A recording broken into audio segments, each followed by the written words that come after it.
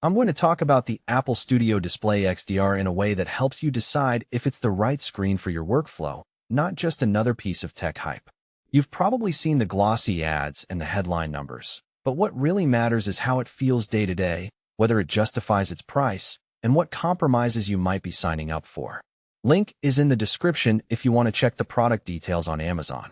First off, the biggest hesitation most people have with a premium Apple monitor is the cost versus the actual gain you get in everyday tasks. The Studio Display isn't a gaming monitor. It's a creative-oriented display that promises ultra-accurate colors, high brightness, and a built-in webcam and audio system. If you're a photographer, video editor, or designer who already works in the Apple ecosystem, the idea of a single cable connection that powers your MacBook and carries 5K video sounds like a dream.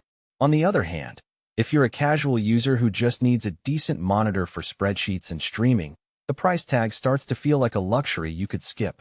Let's break down what you actually get when you plug this thing in. The 27-inch 5K Retina panel is built on Apple's Mini LED technology, which means 2,304 local dimming zones. In practice, that translates to deep blacks and dark scenes and the ability to hit around 1,000 nits of peak brightness without blooming. I've seen that level of contrast make a noticeable difference when grading footage in DaVinci Resolve. The shadows stay clean while highlights retain detail, something a standard LCD panel often can't pull off. For color-critical work, the display supports both P3 and Adobe RGB gamuts, so you can toggle between the wider space used for video and the Adobe space that photographers rely on. In a real-world scenario, I was able to match printed proofs more closely after switching to the Adobe RGB mode, because the colors didn't shift as much as they do on cheaper monitors.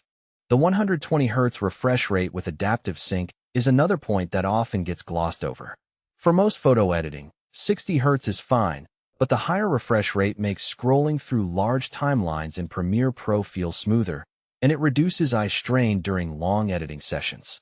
I tested it by scrubbing through a 30-minute timeline, and the motion was noticeably less jittery compared to a 60 Hz panel. It's not a gaming-grade 144 Hz, but for a monitor aimed at creators, the extra fluidity is a subtle but welcome boost. One of the biggest selling points is the integrated webcam, a 12MP camera with center stage. In a typical remote work day, you'll find yourself on dozens of video calls. The camera automatically keeps you centered and crops a little bit of the background, which saves you from constantly readjusting the frame. The image quality is crisp enough to replace a dedicated external webcam, and the fact that it's built into the monitor means fewer cables on your desk. If you already own a Mac with a decent built-in camera, you might not notice a huge upgrade, but for anyone who uses third-party video conferencing gear, this is a convenient all-in-one solution. Audio is another area where Apple tries to differentiate. The 6-speaker system includes 4 force-canceling woofers, delivering a surprisingly full bass response for a monitor. In a test with a short podcast episode, the dialogue was clear and the background music didn't feel thin. For an editor who needs to monitor audio without a separate monitor speaker setup, it's a useful feature, though it still won't replace a dedicated studio monitor for critical mixing. Connectivity is straightforward. 2 Thunderbolt 5 ports handle up to 40 gigabits per second data, video, and power delivery. One of those ports can charge a 96W MacBook while you work, meaning you can clear the desk of a separate charger. If you have a desktop with a graphics card, you'll need an adapter, as the display only accepts Thunderbolt input. That can be a hurdle for Windows users or those with older Macs that lack Thunderbolt 5, so make sure your rig is compatible before you buy. Now, who should actually buy this? If you're a professional who already invests in the Apple ecosystem, especially a Mac Studio, MacBook Pro, or iMac, the Studio Display gives you a cohesive experience. Same design language, single cable simplicity, and color accuracy that matches the rest of your workflow. It also shines for remote work setups where you want a high-quality webcam and decent speakers without extra peripherals.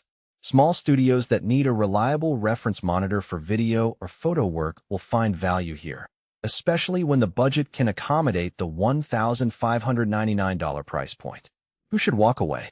If you're on Windows, the lack of a native DisplayPort input means you'll need an adapter, and you'll lose some of the seamless integration that Apple advertises. If you're a gamer, The 120Hz refresh is decent, but the response time isn't as low as dedicated gaming panels. And the lack of variable refresh rate extensions for high frame rate titles makes it a compromise. Finally, if your primary need is just a larger screen for browsing or office work,